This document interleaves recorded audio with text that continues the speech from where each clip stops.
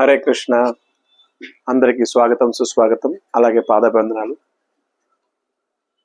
గురువులు వైష్ణవుల కృప చేత ఈరోజు మనం సఫల ఏకాదశి మహత్యం గురించి చెప్పుకుంటాం. ఏకాదశి అంటేనే అది హరివాసరం అంటారు. అంటే హరికి దగ్గర ఉండే ఒక సమయం. హరికి దగ్గర ఉండే సమయం అంటే హరికి నచ్చిన చేసే పనులు, అంటే నచ్చిన సేవలు చేసే టైం అనమాట. అలాగే ఈ ఏకాదశి మహత్యం చెప్పుకునేటప్పుడు ఏకాదశి వ్రతం నామ సర్వకామ ఫలప్రదం కర్తవ్యం సర్వదా విప్రైర్ విష్ణు ప్రేరణ కారణం. అంటే ఈ ఏకాదశి వ్రతం అన్ని వ్రతాల కంటే సర్వోన్నతమైనది. అలాగే మంచి మన ఏదైతే కోరికలు ఉందో ఉత్తమమైన కోరికలు ప్రతిదాన్ని తీర్చిపెడుతుంది అనమాట ఈ ఏకాదశి వ్రతం. కర్తవ్యం సర్వదా అంటే మన నిజమైన కర్తవ్యం అంటే విప్రులారా, ఓ మహాపురుషులారా, ఈ ఏకాదశి పాటించడమే మన నిజమైన కర్తవ్యం అనేసి ఏకాదశి యొక్క వ్రతం మహిమ గురించి చెప్తుంది అనమాట.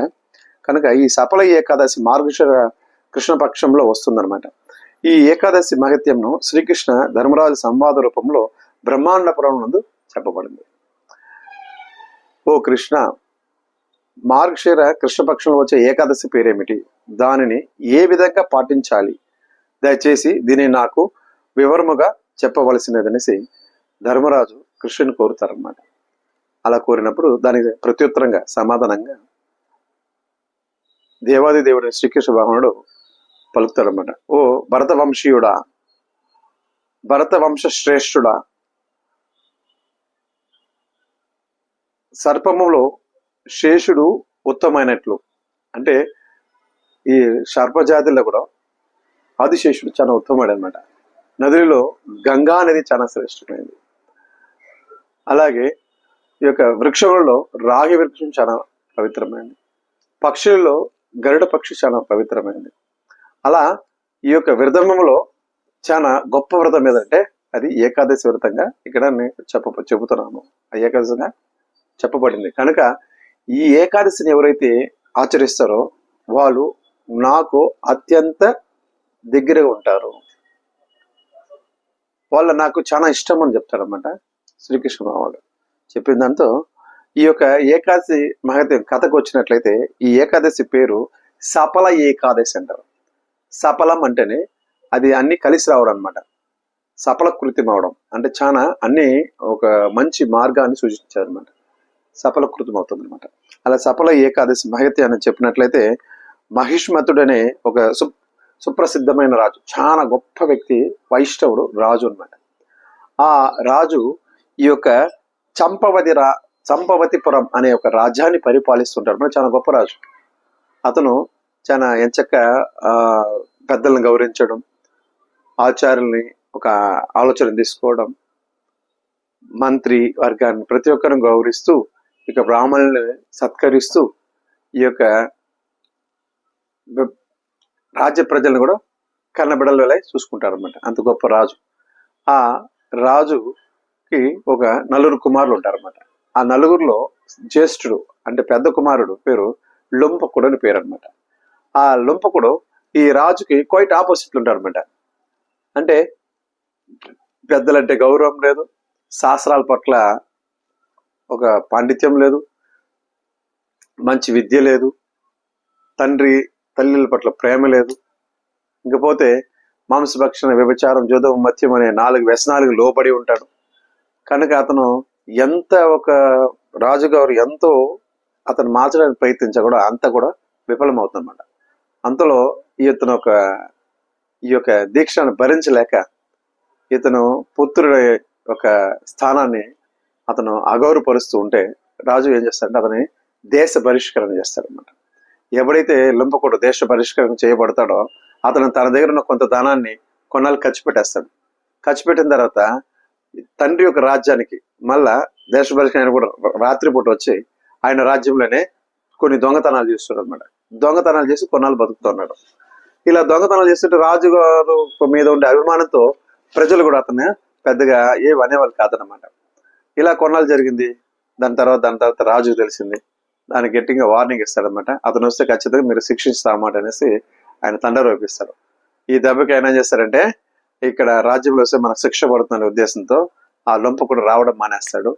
దాంతో అడవిలో ఉండే మృగాలని కూడా వేటాడి పచ్చి మాంసం తినడం, ఏదో పండ్లు ఆకుకూరలు తినడం, ఏమన్నా దారిలో అడవి మార్గంలో ఏమైనా పోతే వాళ్ళు హింసించడం, ఇలా కొన్ని పనులు చేస్తూ కూడా తన జీవనం పోసుకుంటున్నాడు అనమాట.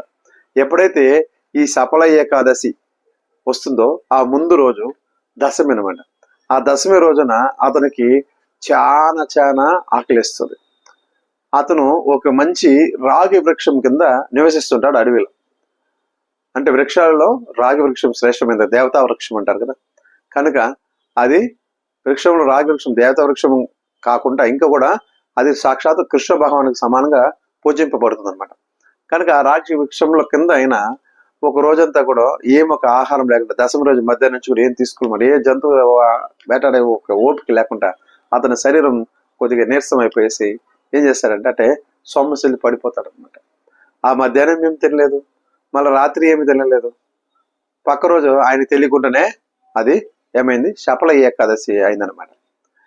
కాబట్టి ఆ శపల ఏకాదశిని అతను అనివార్య పరిస్థితులు దాన్ని ఆచరించడం మొదలు పెడతాడు. అందులో ఈ యొక్క శపల ఏకాదశి లేస్తాడు, కానీ అతనుకు పరిగెత్తి వేటాడి తెచ్చుకునేంత ఓపిక లేకుండా అతను నిరసించిన దానివల్ల ఏం చేస్తాడంటే ఏదో దొరికిన కాయల పండ్లు తీసుకొస్తాడు. కాయల పండ్లు తీసుకొచ్చేసి దాన్ని మనం కృష్ణారామ అనేసి తింటాడనమాట. మనం ఆశ్చర్యపోవచ్చు, అదేట కృష్ణారామ అని తినగలడు, అతను భక్తుడు కాదు కదా అంటే అతను నీరసం ఉన్నాడు అనమాట. ఏమి చేత కన్నప్పుడు అప్పుడు భగవంతుడి మీద హ్యాపీగా అందరూ డిపెండ్ అవుతారు. మన వాళ్ళు అయినప్పుడు మాత్రం ఎవరు కానీ భగవంతుడి మీద ఎన్నడూ డిపెండ్ కాలేమన్నమాట. ఎందుకంటే భౌతిక సంసారంలో నేను ఆహ్మన్లో ఎప్పుడు ఉంటుంది కనుక మనం బాగుండేటప్పుడు అది నేను చేశాను అనుకుంటాం, ఏదైనా మళ్ళీ వాళ్ళ కానప్పుడు భగవంతుని అప్పుడు శరణ పెడతాం అనమాట. ఆ రకంగా కూడా ఈ యొక్క లింపు కూడా ఏం చేస్తారంటే వల్లగాడి పరిస్థితులు కృష్ణారామ అనేసి కూడా పనులని కూడా భగవంతుడికి అర్పించినట్ల అలా అనేసి దాన్ని తీసుకోవడం జరుగుతుంది అనమాట.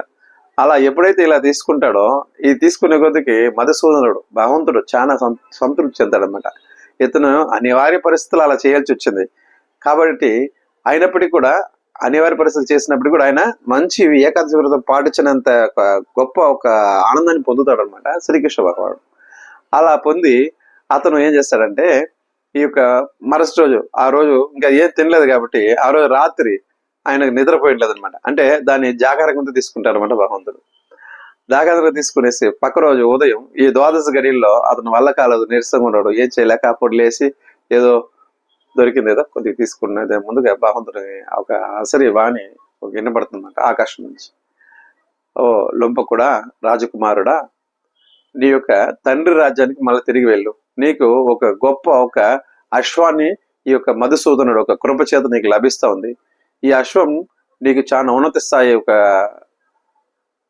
లాభాన్ని చేకూరుస్తుంది, చాలా మనసు కంటే వేగంగా ప్రయాణం చేయగలుగుతుంది, చాలా గొప్ప అశ్వము. కాబట్టి ఈ అశ్వాన్ని మధుసూదనుని శ్రీకృష్ణ భగవానుడు నీకు ఏకాదశి పాటించిన వ్రతమహిమ పాటించిన సందర్భంగా నీకు ఈ యొక్క అశ్వాన్ని వసుగుతున్నాడు, దాన్ని తీసుకుని వెళ్ళవలసిందిగా అనేసి ఈ యొక్క అసరి వాణి వినపడుతుంది. వినపడడం లేచి అప్పటికి అతను ఏకాదశి ఫలితం చేత ఆ యొక్క భగవంతుడి యొక్క ఆశీర్వాదం చేత అతనిలో కొత్త తేజస్సు వస్తుంది అన్నమాట. కొత్త ఉత్సాహాన్ని పొందుతారు, తేజస్సుని పొందుతాడు. పొంది తను ఏం చేస్తాడంటే ఆ ఒక అశ్వాన్ని అశ్వం ఎక్కి తన రాజ్యాన్ని తిరిగి వెళ్ళి తండ్రికి అవసరం ప్రణామం చేసి తండ్రిని శాపామని అడిగి ఈ రకంగా యాసరివాణి పలికింది, తను ఏకాదశి అనుకోకుండా ఏకాదశి వ్రతం పాటించింది అన్ని వృతాంతం చెప్పే లోపల అతను తండ్రి సంతోషించి తన రాజ్యాన్ని ఇచ్చి దాంతోపాటు కొంత జ్ఞానం కలిగింది నా బిడ్డగానే సంతోషపడి అతను కూడా భక్తి చేసుకుంటాడు అనమాట. ఇలా ఈ యొక్క లొంపకుడు ఇలా రాజ్య పరిపాలన చేసుకుంటూ గతంలో మళ్ళా ఆయన ఒక జన్మాంతరం కూడా భగవద్ధామం చేరుకుంటారు అనమాట. కాబట్టి శపల ఏకాదశి అంటే మనకు అన్ని కార్యాలు కూడా సఫలం అవుతుంది, అంటే మనకి ఉన్నత స్థాయి యొక్క లాభాన్ని ఇస్తుందని అర్థం అనమాట. కాబట్టి ఎవరైతే ఈ ఏకాదశిని వింటారో, ఎవరైతే ఈ ఏకాదశిని పాటిస్తారో, ఎవరైతే ఈ ఏకాదశిని కనీసం ఒక్క పూటైనా పాటించినా కూడా వాళ్ళకి సంపూర్ణ ఫలితం లభిస్తుంది. ఏకాదశి మహత్యం ద్వారా శ్రీకృష్ణ భగవానుడు ధర్మరాజు యుధిష్ఠిరుడికి చెప్పినాడు అనమాట.